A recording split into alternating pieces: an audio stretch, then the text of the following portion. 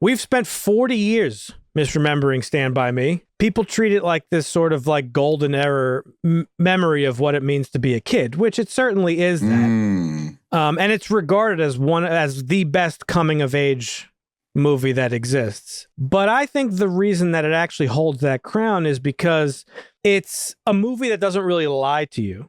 It's not really a celebration of youth the way people kind of see it as. It's more of a eulogy of youth. And so I wanted to talk about this movie in a way that breaks down like really why this is the best coming of age story ever told, but not because it makes us feel good, but because it's really truthful to what it is to really grow up, which is a slow process of losing everything that matters in your life. This is based on a Stephen King novella called The Body. This was directed by Rob Reiner. It's a very simple story. It's about a writer who's recounting his childhood journey with his friends to find a body of a missing boy. And it takes place in the 1950s, I think 1959 or something like that is the bulk of the story. An insane cast: Richard Dreyfuss, John Cusack, Kiefer Sutherland, Jerry O'Connell, Corey Feldman, River Phoenix, which is a tragedy in and of itself. That's like a whole separate conversation you could have regarding this movie. I'm sure you've heard of this movie before, right? Yeah. You must have seen the movie posters and have heard the movie. Obviously, you know the song. It's not that the song is made from the movie, but they're kind of inherently tied together now. So I guess what were your expectations going into it? The same as how people probably remember it as like, oh, this is going to be like a great movie of childhood and like that sort of thing. But it's a little darker than that. I thought it was great. I don't know if I personally had friends like this. For me, it was just cousins, really, honestly. That counts, though. I was always, it counts. It counts. I was super impressed with this movie, honestly. I think I would agree that it's probably like the best like coming of age type story. This movie still just proves again that Stephen King is not just the horror king, people. Like, we got to stop putting him into that box. Like, he's just an amazing storyteller. I can see why people consider this the best adaptation. I think it would certainly be up there. I like how they put the emphasis on like staying true to yourself and like keeping people that keep you true to yourself, like around you. Because, like his parents and everyone is trying to force him to not be this writer, but his friends are like encouraging him to do that. It's like, that's what makes you special. You got a gift. All these kids have troubled family lives, but it's their friends who make them, I guess, really who they are at the end, because they stand by each other, right? Like, they're a positive force in each other's lives, which is what friendship should be. It's a great movie, a classic film. Best coming of age story, it's up there. Would I give it the top? I don't know. You'd have to divvy them up into different categories for me, because you have the more lighthearted ones like The Sandlot or Breakfast Club, 16 Candles, etc. Then you have some of the more serious ones like Dead Poets Society, Stand By Me. I don't know if you'd consider My Girl a coming of age story. Oh, but definitely, yeah. The ones that focus more on tragedy and death and the reality of life versus some of the more feel-good stuff. They both have their places, and they're both great. And this one does a pretty good job, I think, of showing you both sides, like that feel-good aspect of it, but also the reality. It embellishes both sides, but it doesn't go too far to make it feel one way or the other. It's just a really good, like, this is life. And I was 6 years old when this fucking movie came out. And it was, that's crazy. I mean, life wasn't all that different then, even though it took place in the 50s. Like, we could run around in the country like that if we wanted to every now and again for a day or so, camping out. But it was, I love this movie. It's great. I'm only a few months away from my 40th birthday, so it definitely has a little bit of a different tinge to it than it did when I watched it back in the day. I mean, it's widely considered like the best coming of age story, but I don't think it's for the reason that everybody thinks. Everybody sees it as like this, like, oh, like childhood was so great and it was so much fun and this, that, and everything, which totally fine. That's great. Right. But the movie doesn't, it like like I said, it frames childhood as like it's not a celebration of it. It's like a eulogy for it. It's like the death of innocence, and like growing up sucks for a lot of reasons, but not because you're not a kid anymore, but because it's just what life is, right? It's like, I don't know, it's just a very realistic telling of like what happens when you get older. Like just bad stuff happens. Everything changes, and he explains it perfectly. Shout out Richard Dreyfuss, great narration in this movie. He's like, when we got back to the town, like, it was different. It felt smaller, and like that's that whole like every day can be big changes or little changes, but every day is changes because that's all life is change. It's so easy to lose touch. And I feel like, well, Stephen King is kind of like, with this, he's telling you like, man, you should keep in touch with your childhood friends, or get in touch with them if you haven't been in touch with them. Like, I don't actually agree. I think it's more of just like, because it's just like, well, this is just the reality of things. Like, and I had this realization when I was watching at the end of the movie. He says, he types up like, I've never had friends like the ones I had when I was 12. I don't have that experience. You don't have that experience. Like, I was very close with my friends growing up until about high school. And my friends within the neighborhood that I was friends with, that were this group of friends to me, that we did all this type of shit with, never poked dead bodies or nothing, but their parents sent them to this like Catholic high school that's local, private school. And I didn't want to go. So my parents kept me in public school. Mm-hmm. That was it. We lost touch. Kids I grew up with my whole life, knew them from kindergarten. They went on and got new friends in their high school. I got friends in my high school, and that was the end of it. There's two, I think, friends that like kindergarten on through high school that I still keep in touch with. I just think that this movie portrays a starker reality of what really does happen. It's like most oftentimes you don't stay in touch with your childhood friends. And most oftentimes your childhood friends are not the best friends you'll ever have in your life. You know what I mean?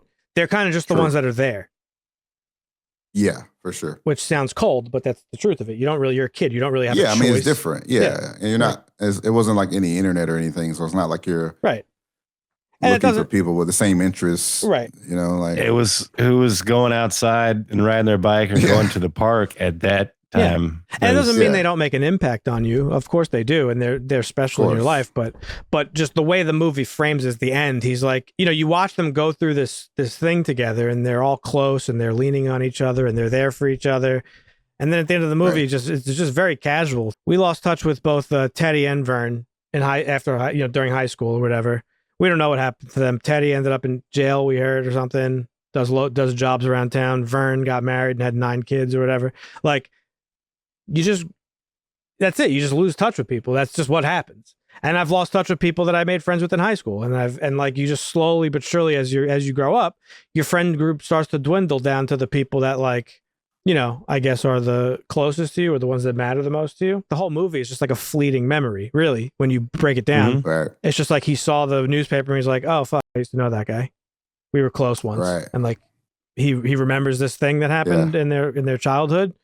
And then he moves on and goes to hang out with his kids. So I guess it's trying to say like you can't dwell on this stuff too. Like, yeah, no, but it's just interesting that like moments that were so massive and major to you and people that were so important to you eventually just become fleeting memories, right? They're just gone with the wind. It's like sad. Real. Yeah, no, it's real. It's sad too. Super real. Yeah. There's no like positivity in this movie. Really, it's pretty depressing, honestly. I don't know. There is some positivity. Like I said, like think so. He stuck with his dream of being a writer. He didn't let that's true. The outside influences, like the people that were around him then helped him. So yeah, no, that's true. Just kids dealing with the trauma of adults being the worst parents ever. Are all adults in the 50s just terrible parents? Or it's hard to argue that there are actually adults because we defined adults as like grown juvenile beings. We don't have this shit figured out, and we're still trying to figure it out day by day. Like I think that's like that's irony, true. And like there's no real. We're all still just kind of like, well, I think I got to figure it out. Oh no, I guess I don't got to figure it out. For a cast of alt kids, what do we think of the cast? I think the cast is fantastic. They do a great job. Obviously, River Phoenix was, a fantastic actor. Ahead of his time, unfortunately passed away when he was 21, I think, or 23. Yeah. You're not familiar with River Phoenix? So that's Joaquin Phoenix's brother. Oh, what? Yeah, he died outside of a club called the Viper Room in L.A. I believe he was 21. He's killed? He overdosed. Yeah. Oh, Drugs. He was an activist from a young age. He was like a vegan from the age of 7 or something like that. He was just overall seemed like a really cool guy. In fact, in 2020, when Joaquin Phoenix won his Oscar for Best Actor for Joker, he quoted River Phoenix a quote that would only be like a couple of years after this movie. He was 14 when this movie came out. So River Phoenix quoted him. He said, "My brother wrote this lyric when he was 17. Run to the rescue with kindness and peace will follow." So he was just like an overall good dude. And it's really sad that he died so young. And it adds like an extra weight, I think, to this movie. He's phenomenal in this movie.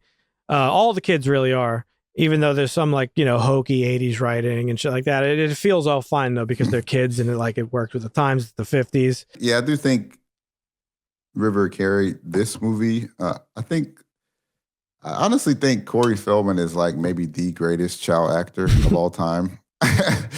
He always plays like that kind of similar role. Yeah, he's in everything. I think he just had a good agent. Kiefer Sutherland is also great in this movie as just like the generic 50s bully. Yeah, dude. The Grease style. The Greaser, villain. mad at the world for no reason. So funny, yeah.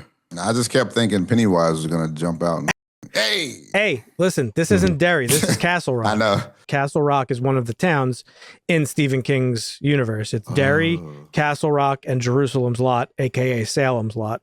They're 3 neighboring towns. Oh, okay. So Derry is not too far away. And at the very same time, while these kids were dealing with existential crises of growing up, another group of kids was dealing with a murderous clown a couple miles away. It's true. They could have had bigger problems, I'm glad you liked it overall, Marvin. Where would you rank this among Stephen King adaptations, at least the ones that you've seen so far? I mean, I did like this a lot, but it's probably like 6 or 7 or something. Oh, wow. So it's honest. down there. Okay. How about you, Dusty? Where would you rank this among Stephen King adaptations?